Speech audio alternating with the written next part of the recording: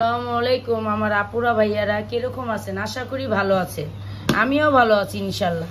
আজকে আপনার ভাইয়ায় পাঁচমিশালি মাছ এনেছে, সব পদের মাছ মিলানো গুঁড়া মাছ। এটা আমি হাতে মাখা বানাবো।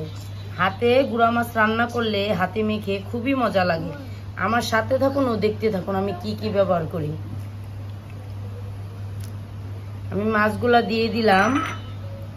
পরিমাণ মতো আদা বাটা ও জিরা বাটা একসাথেই খাই আমি মিক্সচার করে। পরিমাণ মতো মশলা দিয়ে দিলাম।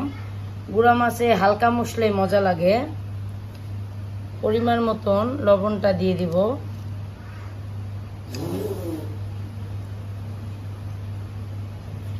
খুব সুন্দর করে হাতে মাখবো তরকারিটা। আমি খুব সুন্দর করে মাখবো। এরকম করে চেটকিয়ে চেটকিয়ে মাখবো গুঁড়া মাছটা, তাহলে মশলাটা সম্পূর্ণ লেগে যাবে। বলতে পারেন আপনি কেন চেটকানো ভাষা বলেন? এটা আমার দেশের ভাষা। আমি নোয়াখালীর মেয়ে, তো আমার কথাটা এরকম।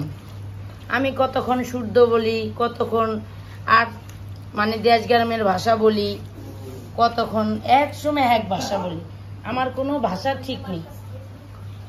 আমি এখন পরিমাণ মতন তেলটি দিয়ে দিব। এখন আমি পরিমাণ মতন একটু পানি দিয়ে দিব। পানিটা দিয়ে আমি তরকারিটা খুব সুন্দর করে ঢেকে নামানোর 4-5 মিনিট আগে আমি ধনে পাতাটা দিয়ে দিব। এই তরকারিটা খুবই মজা।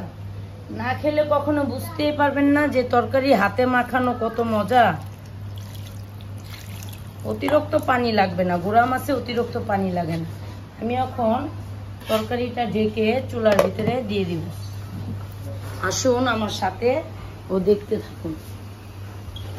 এই যে আমি তরকারিটা দিয়ে দিব, মিডিয়াম আঁচে দিয়ে দিব। হতে থাকো আর আমার সাথে থাকো। আমার তরকারিটা কি পরিমাণের বলক এসেছে দেখুন। ফোনের পর্যায়ে আমার তরকারিটা আছে। আর 10 মিনিটের ভিতরে মনে হয়ে যাবে। আমার সাথে থাকুন ও দেখতে থাকুন। আমি এখন তরকারিটা উদান করে ধনে পাতাগুলা দিয়ে দিব। 5 মিনিটের মতন ধনে পাতাগুলা দিয়ে নামিয়ে ফেলবো। দেখতে থাকুন ও আমার সাথে থাকুন। আমার তরকারিটা সম্পূর্ণ রান্না শেষ। মাশাআল্লাহ কি সুন্দর দেখেছেন? আলহামদুলিল্লাহ আমার তরকারিটা রান্না শেষ। আপনারা বাসায় এরকম করে শর্টকাটে রান্ধনের জন্য চেষ্টা করবেন। খুবই সুস্বাদু হাতে মাখানো গুঁড়া মাছ রান্না। দেখুন কি সুন্দর। আজকের জন্য আমার ভিডিওটা এই পর্যন্তই। আসসালামু আলাইকুম।